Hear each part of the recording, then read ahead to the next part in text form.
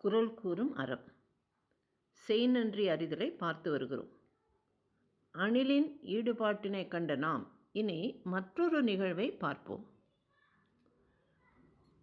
சீதையை தேடி அனுமன் இலங்கை சென்றவன் அசோகவனத்தில் சீதையை பார்க்கிறான். ராமன் தந்த கனையாழியை தருகிறான்.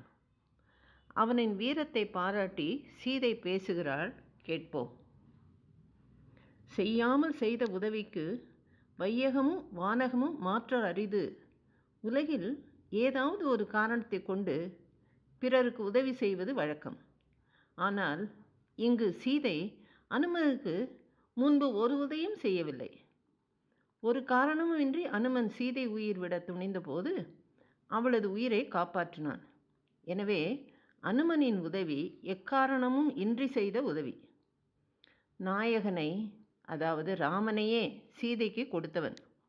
இவன் உதவிக்கு மண் உலகத்தையும் விண்ணுலகத்தையுமே பரிசாக கொடுத்தாலும் அது அனுமன் செய்த உதவிக்கு ஈடாகாது.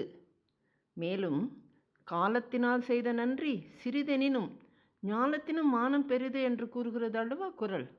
உபகாரம் செய்யப்பட்ட சமயத்தின் அருமை பெருமைகளுக்கு ஏற்ப செய்த உதவியின் மதிப்பை பார்க்க வேண்டும். சீதை உயிர் விடும் நேரத்தில் அனுமன் காப்பாற்றினான். எனவே அவன் செய்த உதவி இவ்வுலகத்தை விட மிக பெரியதாம். ராமசரித்திரத்தை அழகாக எடுத்து கூறி தற்கொலை செய்யாமல் உயிரை காப்பாற்றி அனுமன் இம்மையில் இன்பத்தையும் நரகத்திற்கு காரணமான தற்கொலையை தடுத்ததால் மறுமை இன்பத்தையும் ராவணன் வசத்திலிருந்து சீதை மாண்டாள் என்கிற லோக அபவாதத்தையும் போக்கிதால் புகழையும் தந்தான்.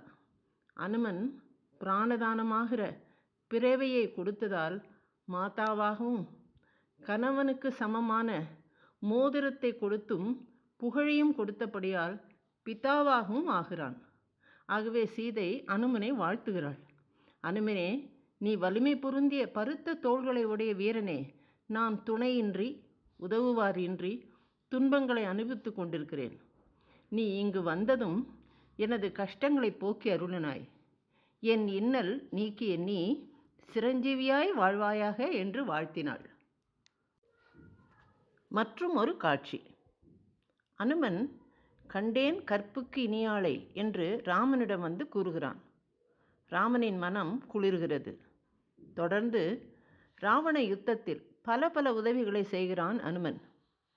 இந்திரஜித் யார் கண்ணிலும் படாமல் நின்று பானங்களால் வானரர்கள் எல்லோரையும் ராமனையும் லக்ஷ்மணனையும் கூட வீழ்த்திவிட்டான்.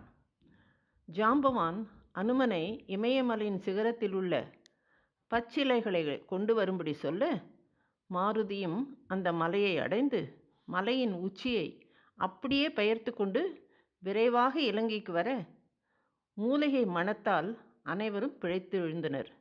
மறுபடியும் அனுமான் அந்த மலை குன்றை எடுத்து சென்று எடுத்த இடத்திலேயே வைத்துவிட்டு திரும்புகிறான். இப்படி பராக்கிரமம் கொண்ட அனுமனை பார்த்து ராமன், நீ செய்த பேர் உதவிக்கு என்ன கைமாறு செய்தாலும் அது குறைவாகவே இருக்கும் என்று சொல்லி ஆற தழுவுகிறார். பரமனின் அத்தழுவலில் அனுமன் பேரானந்தம் அடைகிறானாம். ஜெய் ஸ்ரீ ராமானுஜன்.